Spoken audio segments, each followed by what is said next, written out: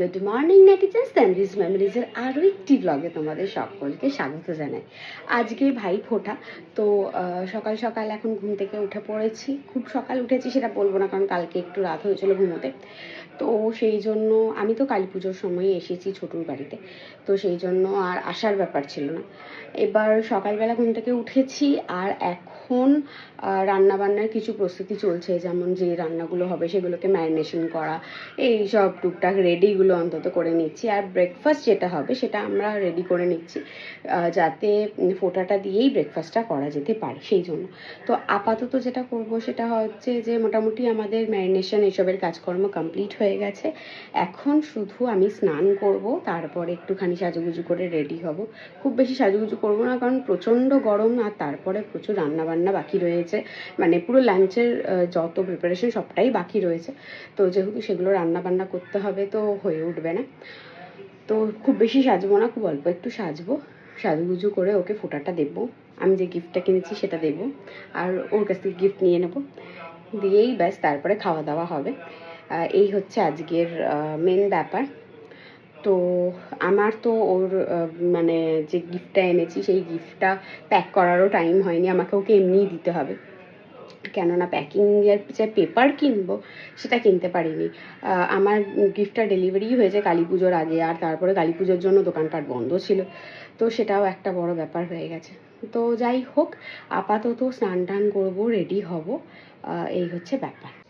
এই যে আমি এখানে পুরো রেডি হয়ে গেছি, আর এই হচ্ছে আজকে আমার শাড়ি। এই শাড়িটা অ্যাকচুয়ালি আমার জেঠিমার মায়ের, তো এটা খুব একটা স্পেশাল শাড়ি। তো সাদা পরতে আমি ভীষণ ভালোবাসি, তো এই সাদা শাড়িটা যেহেতু কাঁথা স্টিচে ওয়ার্ক করা আমার খুব পছন্দ ছিল, তো আমি ফটো আপলোড করব একটা, তো তখন দেখে নিতে পারবে যে কীরকম শাড়িটা। তো শাড়িটা খুবই সুন্দর, খুবই মিষ্টি, তো ভাবলাম ওই জন্য আজকে পরবো।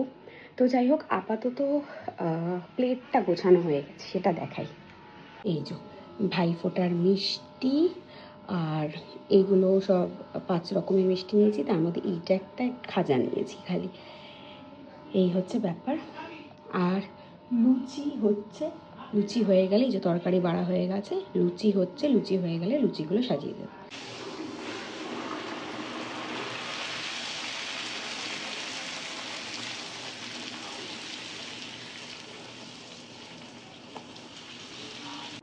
আর এই যে আমার ভাই রেডি হয়ে গেছে, সে এখন ফোন ঘাটছে।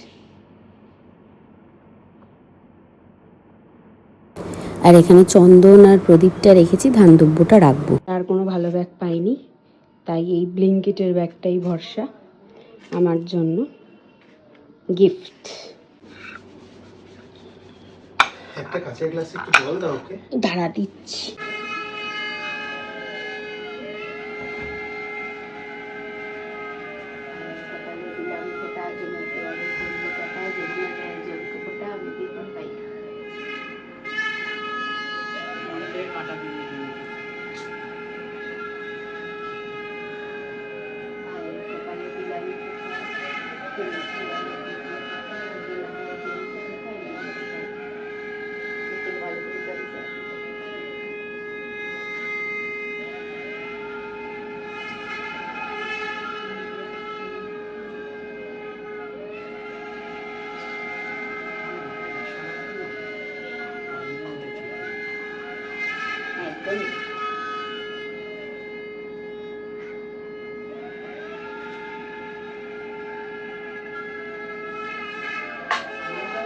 খেলছি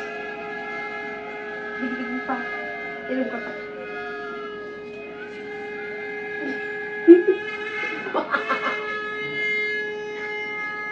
আচ্ছা, এই ভাইফোঁটার মিষ্টি আগে খাজাটা খাও। হোল্ড। ঠিক আছে, কি রে মুখে চুচো কাটারে।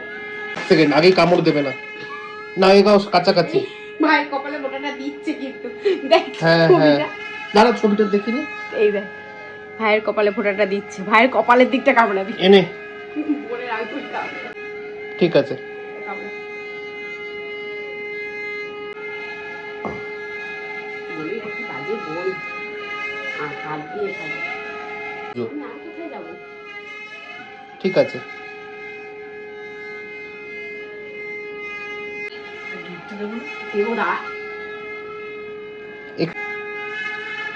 ঠিক আছে।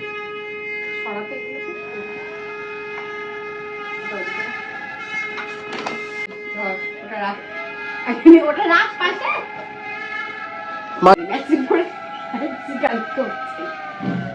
এটা হচ্ছে দাঁড়াও। মিষ্টি খাবেন দাদা? ঠিক আছে। আর তারপরে এই হচ্ছে গিফট।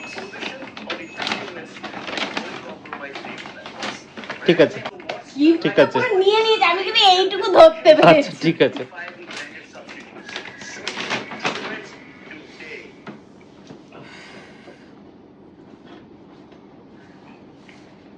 এদিকে ধন্যবাদ। আচ্ছা আমি একটু আনবক্সিং করবো এখনই। এখনই করো। বেলা ভিটার পারফিউম দিয়েছে, আর এইটা দিয়েছে একটা জিভার কিছু একটা দিয়েছে, জিভার কেকটা দিয়েছে, চকলেট দিয়েছে, চকলেট। ভাই খুব বড় লোকস। এটা একটু দেখি খুলে কি দিয়েছে।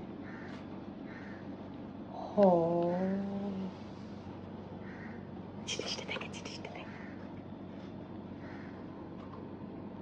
এটা এখন একটু পড়ে নি। পড়ে নি কেন পড়বো?